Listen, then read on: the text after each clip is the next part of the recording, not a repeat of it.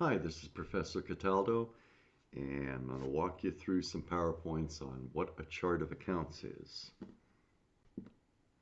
This is designed for students taking introductory financial accounting.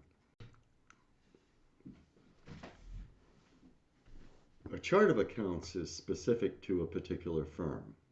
So early in my career in public accounting, I would speak with a client who was thinking about beginning a business, and I would ask them, what assets do you think you will have? What liabilities do you think you will have? What owner's equity accounts do you think you will have? What revenues and classifications of revenues will you have? What types of expenses will you have? And that's how you build a chart of accounts initially. Now, the chart of accounts changes over time, and that's why we skipped numbers. You're going to see the numbers in a minute.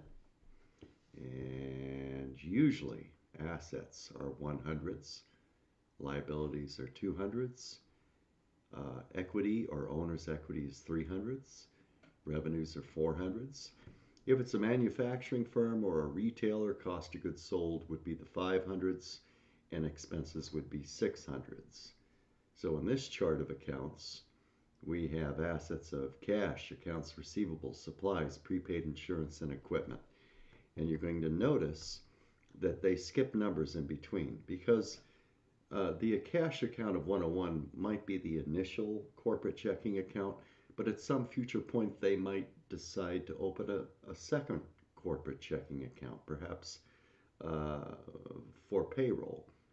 Or they might decide to open a savings account with a certificate of deposit. So if I skip numbers between cash account number 101 and account receivable account number 106, I have room to insert the additional cash accounts in order of liquidity. Cash, of course, is the most liquid asset. Account receivable is second. Supplies inventory is third. Prepaid expenses are fourth. And equipment, of course, is a long-lived fixed asset or property, plant, and equipment. So this chart of accounts is designed generally in order of liquidity. And I want to leave some numbers in between just in case the chart of accounts changes over time, and it will. So the 200s are liabilities, 201 is accounts payable, 236 is unearned revenue.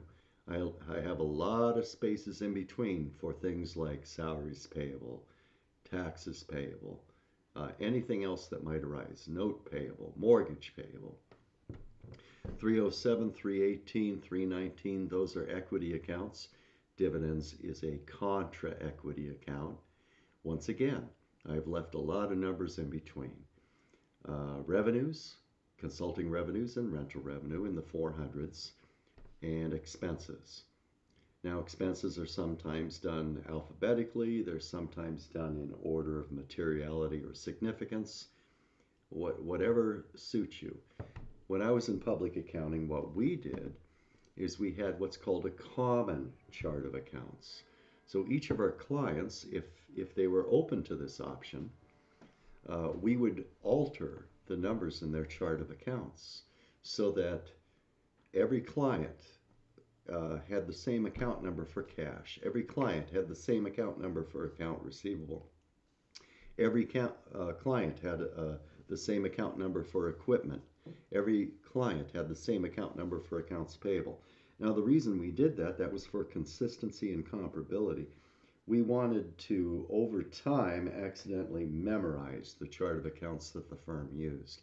It's a very nice practice. It saves us time.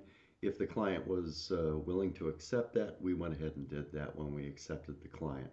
So a variety of firms had very similar or the same chart of accounts.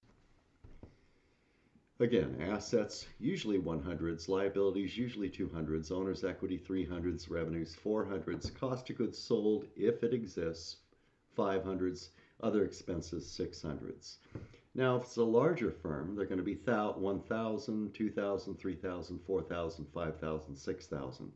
If it's a very large firm, we can use 10,000, 20,000, 30,000, 40,000, 50,000, 60,000. And that's the prefix of the chart of account number. We might have a suffix. So we might have an account number in assets, for example, for a large firm that is 100-01. We would do that in the case of subsidiaries or divisions, where the suffix would indicate which division. And that way we could prepare corporate-wide financials. Although that's an advanced topic, that's something we're more likely to cover in an advanced financial accounting course, not in introductory. However, the numbers make it very helpful, very easy, very useful. It's a consistency or comparability thing, and that's how we do a chart of accounts. Thank you.